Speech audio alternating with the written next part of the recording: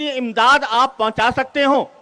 غزہ کے مسلمانوں کو اور غزہ کے مجاہدین کو، ہم آپ سے اس کی درخواست کرتے ہیں کہ اس میں کمی نہ کریں۔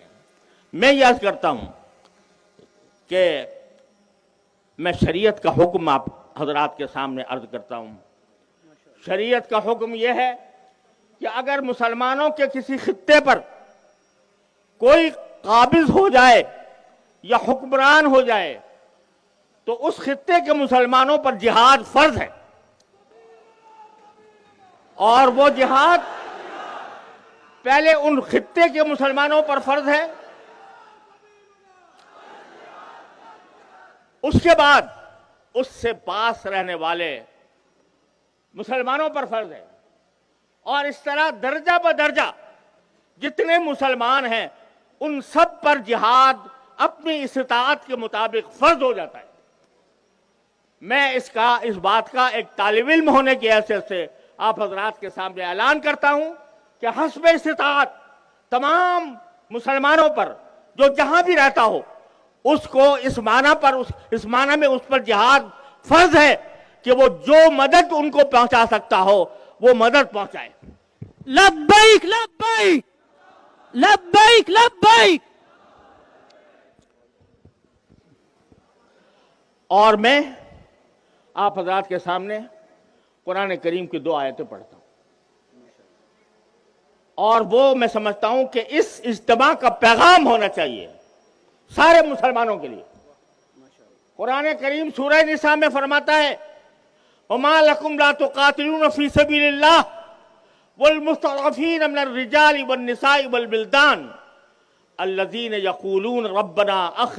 أَخْرِجْنَا مِنْ هَذِهِ الْقَرْيَةِ الظَّالِمِ أَهْلُهَا وَاجْعَل لَّنَا مِن لَّدُنكَ وَلِيًّا وَاجْعَل لَّنَا مِن لَّدُنكَ نَصِيرًا الَّذِينَ آمَنُوا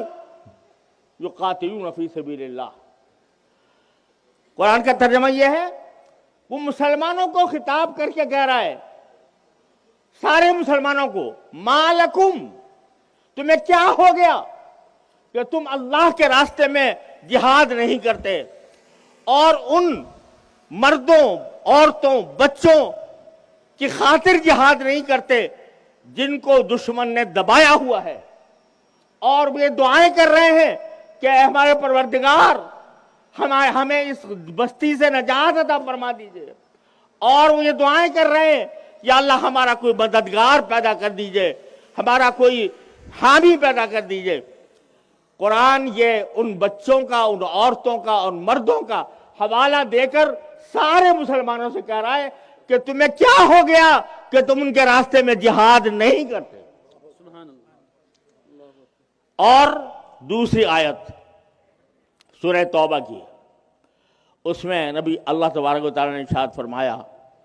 کہ ان کان آباؤکم وابناؤکم وازواجکم وعشیرتکم واموال اقترفتموها وتجارة تخشون کسادها ومساکن ترضونها احب الیکم من اللہ ورسولہ وجہاد فی سبیل اللہ، کہ اے نبی کریم صلی اللہ علیہ وسلم سے خطاب فرمایا جاتا ہے، یہ کہہ دو سب سے کہ اگر تم محبت رکھتے ہو، ان کنتم تحبون، اگر تمہارے باپ،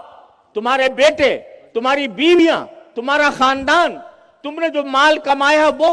اور تم نے جو شاندار گھر رکھے ہوئے ہیں جنہیں تم پسند کرتے ہو، وہ اللہ رسول کے مقابلے میں زیادہ پسند ہے،